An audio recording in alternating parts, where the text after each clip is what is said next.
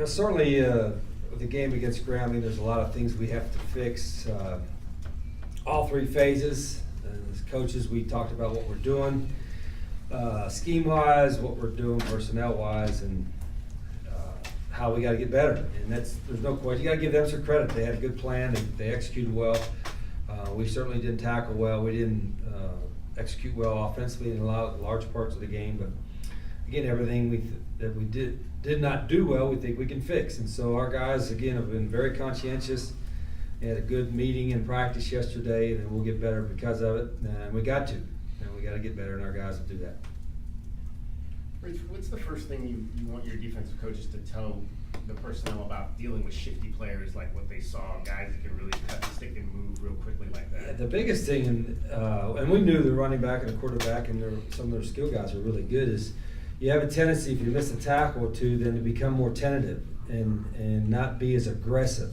And you kind of play passive defensively, and we don't want to do that at all. I mean, I hate playing passively. You know, you gotta see the ball, get the ball. You gotta be aggressive. You gotta play more than anything else. You gotta play with confidence. And once your confidence gets shaken, sometimes it's hard to get back. And we try to get our guys to play with confidence and trust their eyes. And our recognition was a little slower than I thought it can be defensively, and then our reactions, I think, were tentative at times. And in the second half, it was a little bit better. Mike Barton made the comment that tackling-wise, it was all about finding the angles, and that's what they missed during the first half. Is that what you saw? Well, some of it's angles, sure. There's always a reason why you miss tackles. Sometimes you put your head down. Sometimes you have a poor angle. Sometimes the guy's just a little shifter than you are too. So I think it's just what I told the guys: you're going to miss a tackle. You know, what I don't want to do is get them to come up there and come to balance, so to speak, and sit there and then hope that they make the tackle. Just go get it. See the ball, get the ball. Coach, how would you assess Brandon Dawkins' performance? It was uneven. I thought he competed very well, made some plays with his feet, created some things which we thought, but probably missed some things too he'd like to have back. There was a couple throws. But more than anything, we got to get his eyes right. You know, a lot of times it was good, and his decisions were good, and sometimes his eyes were not in the right spot, and his decisions weren't as good. And, you know, typically for a quarterback that hasn't a lot of experience, that's usually could be an issue. But he's been in the program long enough, and he understands what we got to do to get better, and it's important to Brandon, so he'll get better. Did he improve over the course of the game? He did with his eyes and his decision making, and I think he calmed down a little bit, became a little bit more accurate, and we dropped a couple passes too. But again, I think Brandon has a lot of skills, and he's got some experience in the offense, and I think the more he plays, the better he'll get. And we'll find out more about Anu later in the week. But we have two guys, and those two that have some experience now, and I think they'll both learn from the first two games. You said with Anu on Saturday that it was kind of a freak thing. Mm-hmm. Is that the kind of freak thing that you say, well, there's not much we could have done about that, or is that the Yeah, it's just an accident. A guy slipped, and it was a wet turf, and got rolled up from the side. We were probably fortunate that it wasn't more serious. Are you going to appeal Cody Ippolito's targeting? I'm gonna call, and I don't know what the process is for appealing, but I'm gonna call, at least see the interpretation. You have two penalties, and they were bang, and I understand the safety of the players, and you have to do that, but I think, again, in my personal feelings, is that there was no intent to launch or injure or anything like that. And I know what the rule says: targeting is targeting, and you're out the game, and you're out the first half of the next game or the second half if you're in the first half of that game. That's a pretty severe penalty for something that's you're not sure about. If a guy launches and puts his head down and spears a guy, and then looks like he has an intent to injure, now, yeah, he should be thrown out and sit out the next game. But in a case like that, I don't know. That's a pretty tough penalty. So I'll discuss it with him. I'm not overly optimistic they'll get anything changed, but with that and a couple other issues that came up in the game that I'll call and discuss and see what their interpretation was. When you say call, you mean the Pac-12? Right? Yeah, I'll call the Pac-12 folks. Is one of the other ones those delay of game on Right. the defense? Yeah, that's the other Can you one. explain what they were? Yeah, and understand the rule is, the offense has the right to say a cadence, their hut or go, whatever they say. And on defense, you can't simulate that. You know, you can't go as a middle linebacker and say, go, and make the offense jump off sides like they're listening to their cadence. It's an understandable rule. It's there for that reason. And they called that. We have some calls on defense that makes our guys move into position. And the interpretation I got was that was being interpreted for them as making them jump off sides. And when they're ready to snap the ball, you have to allow them to say go. My question was simply, well, how do you know when they're going to snap the ball?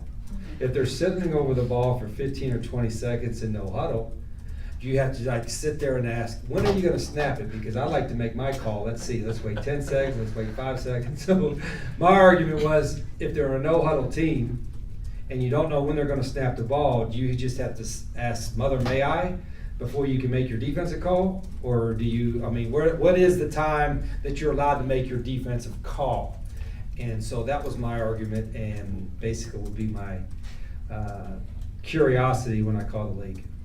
Can you update us on what's going on with the Haka dance? I believe Fuimano wanted to bring it back. Yeah, that's a good question. You know, our players have wanted to do it, and I don't know all the politicalness of it. I just know that it was somebody got all upset about the Haka for whatever reasons, so we didn't do it. And so we were told, well, it'll be okay if you create your own. And Sonny Fuimano worked his tail off this summer to create one just for Arizona and Arizona football, and has been slowly trying to teach our guys it, and I thought it was really pretty remarkable what he put together. But I still think there's, from what I understand, there's still some objections to even when you create your own. So I think you're going to try to do it, whether we can do it on the field or have to do it in the locker room.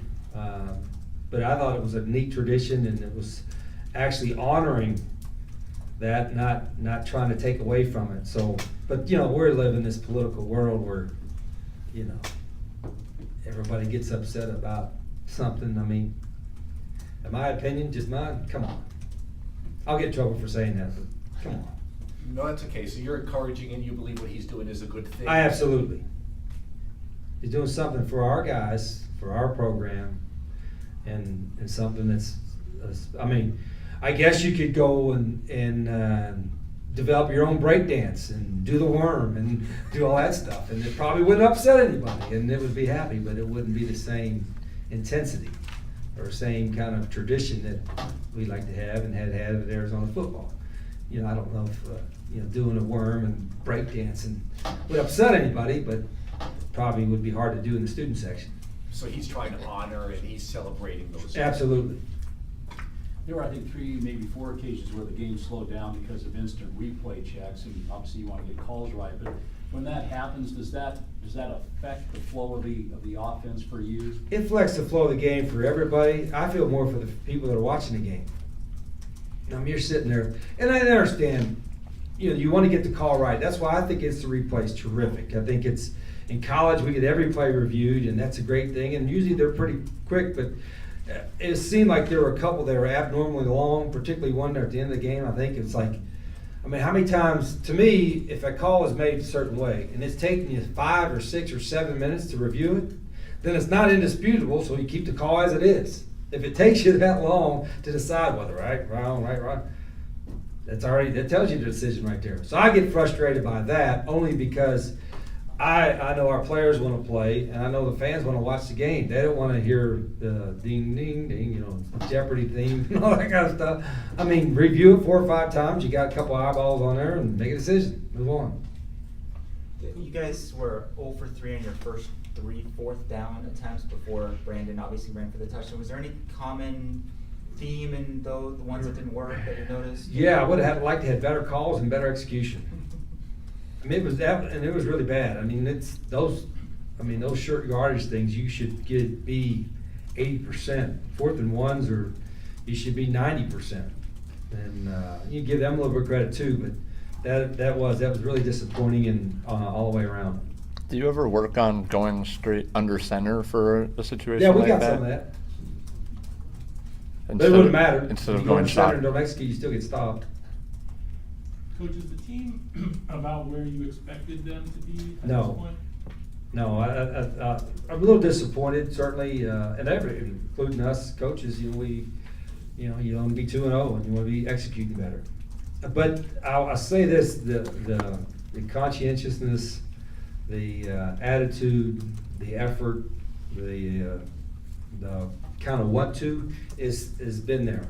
We have practice at 7 a.m. and everybody's there 15, 20 minutes ready to go on the field. We have a meeting, guys are 10, 15 minutes early. So that's important to them, and they know we got to get better. But I would have thought would have executed better offensively in the first half, certainly, and then I also would have thought we would have got more than 0 3-and-outs and against Grambling. Coach, asking this question because you're playing Hawaii. Do you ever talk with Dick Tomey? Does he? I do. In fact, Dick is back in Tucson for all you Wildcat fans. Maybe I shouldn't say that, but he is. He's moved back here in town, and he was just at practice the other day, and we talk about every week. Dick's great. In fact, it's kind of ironic. I just saw this note. He's the winningest coach in school history of both Hawaii and Arizona. A great coach, even better person, and I'm happy to have him back in town. I told him to come over anytime. I'd love to sit down and, he's won a lot of games, been in this profession a long time, and a really, really good friend. So it's glad to have him here close by. Would you ever agree to a trip to a locale like Sydney, Australia, the way Cal and Hawaii did? We were actually asked from the Pac-12. I don't know if I'm supposed to say it or not. I mean, what the hell? We gotta do. No, they approached us about playing a game either next year or the year after with a league opponent. I think maybe it was Colorado in Australia to open up kind of like Cal did. And I didn't want to give up a home game, but then I heard it was a 16-hour flight, and I'm like, maybe not. That's a long flight. I haven't talked to Sonny I'll talk to the Hawaii coaches and see what they thought of it. I think it was a neat venue, and they did a terrific job of putting. From what I understand, they did a great job of hosting the two teams, and it was a pretty neat environment. But we don't have anything planned for the future. Coach, what did you see on tape, and what do you plan to do to address the slow first half starts that you guys have had? Well, certainly we got to try to do something to get us in a rhythm offensively, where we get some first downs and getting some confidence. I think once we, not unlike any other team, once you get in a rhythm offensively and you're getting some first downs and some momentum, it's easy to take off from there. We haven't done that in 2 halves in a row, opening game in our game. So we got to try to do that, come up with some play calls that are easy, which we thought we had in the last game, and then simply just execute better. We just got to execute better to come out of the gates. Rich, I got a chance to see Red play on Friday night. After his third touchdown, he came off the field and he mentioned that he wanted to score 8 in the game. He was feeling pretty froggy, wasn't he? Yeah, he's. When did you first see that type of competitive drive in him? Oh, probably since he was just start walking. It's the one thing about he's the only recruit I can talk about, I guess. The one thing about it, it's really, really important to him. He's grown up around it his whole life, and so I'm pretty proud that he's earning everything he's got. I mean, he didn't get to throw it a whole lot. I think he was like 11 for 14 for 400, so that was a lot for him, certainly. But he enjoyed, and we've never been one to push him into sports. I think a lot of times coaches' kids are naturally gravitate toward that anyway. But he's wanted to play ever since, and he's always wanted to play quarterback. And so I think, I've been proud of the way he's approached it and how important it is to him. When I come home, it's late, 10 o'clock or so, and he just got home after a 3 or 4 hour practice and meetings, and he's watching film again. So it's important to him. He wants to be really good, and it's a lot of fun to watch. I kind of watch it both now. I used to just watch as a dad. Now I watch as a dad and a coach, just in case he asks me a question about something. I can answer it. Are you watching more him, or are you watching the coverage and saying to yourself, I hope he sees this, we talked about that? Yeah, a little bit. And we'll talk about it during the week. In a little bit of time we have, I'll say, okay, what do they do? What coverages are they playing? What's your game plan? What's your thoughts? And, like every quarterback, he'd like to throw it 50 times a game. But, yeah, we'll talk. And he understands schemes because he's been around his whole life. When both punters were using kind of that rugby style, those low line tries, what do you want the punt returner to do in that situation? Do you want him to catch it? I mean, it seemed like those are difficult to catch because They are. Part of the reason that you do that is so it's hard to handle the ball, because the ball obviously is shaped funny and it bounces in funny ways and what have you. Normally, as a rule, as a returner, it's kind of the same rule when you're trying to recover a fumble or something like that. If it's low, below your knees and squirming around, you're better off just falling on it. If it bounces above your knees, where there's some space, then sure, scoop it up and take off a little bit. So, and when Nate Phillips being hurt, we had the young guy back there, J.J. Taylor, and so he got a little bit of experience with that. And we got to get him going even more anyway. What did you think of the decisions that he made? I thought it was good. Situations that Yeah, I thought it was good, and he returned one for a few yards, and I'm excited for JJ. We keep talking about getting him in the game more, but we'll make a better effort to do that. What's your biggest concern right now with your pass defense? It seems like at times you're dropping 8, but there's still. That we gotta be more aggressive, and not necessarily from a scheme standpoint, but from a recognition and a reaction standpoint. You know, let's trust your instincts, trust your coaching, trust your ability, and be aggressive. Coach, Sonny and Paul were kind of quiet all night. Was that because of scheme, or was that just because of? A little bit, yeah. I think some of it was scheme, and they spread us out and attacked certain areas and voids and all that. But and then it wasn't. Sonny, I thought, played solidly, and Paul always plays hard, but he can play better.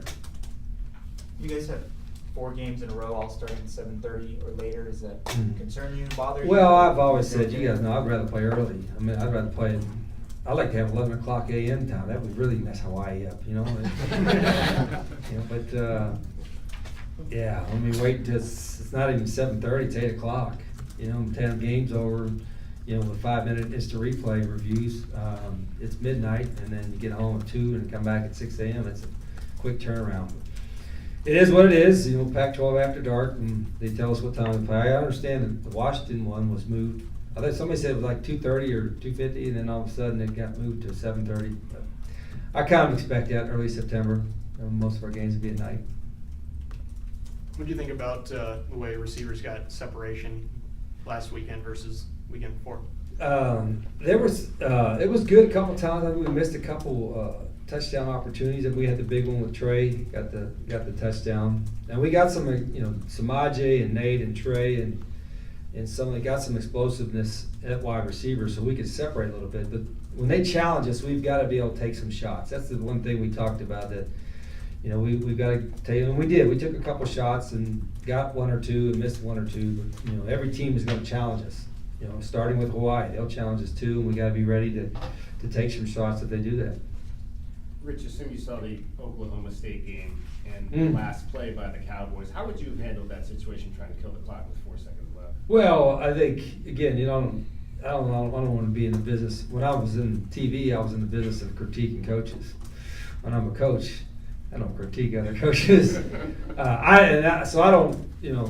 I think they admitted there was some kind of officiating error there, and so the game should have been over. So what he did was what shouldn't have mattered, but it's a lesson that it's a situation that what happened there is, I have a list of about 50 different scenarios that we try to work through camp, and one of them is killing the clock and toward the end of the game and all that. And so we talk about which play would kill 5 seconds, which would kill 8 seconds, and go through that, and we try to follow that lead.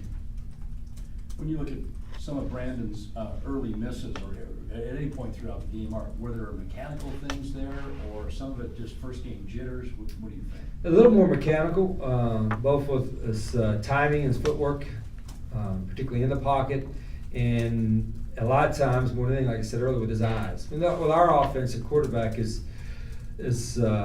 he's involved in every play, run and pass, as far as decision making. Almost every play he has to make decisions. Not every play, but almost every play he has to make a decision. So his eyes have to be in the right spot.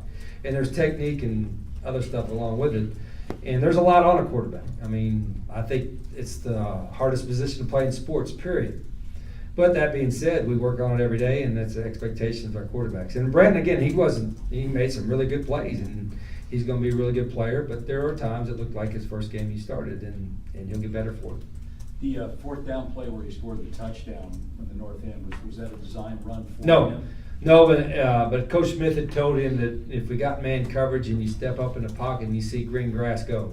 And that's what he did. He stepped up, and there was a guy open, but he was being coachable. He saw what what Coach Smith told him, and he took off. And he has the ability to create because he can run. He's sneaky fast. He's not fast, but he's sneaky fast. He got a long stride. So, he has that ability, and that's something as we saw from the other guy on the other team. It's hard to defend a quarterback that can outrun your linebackers and maybe your safeties. That's a tough deal.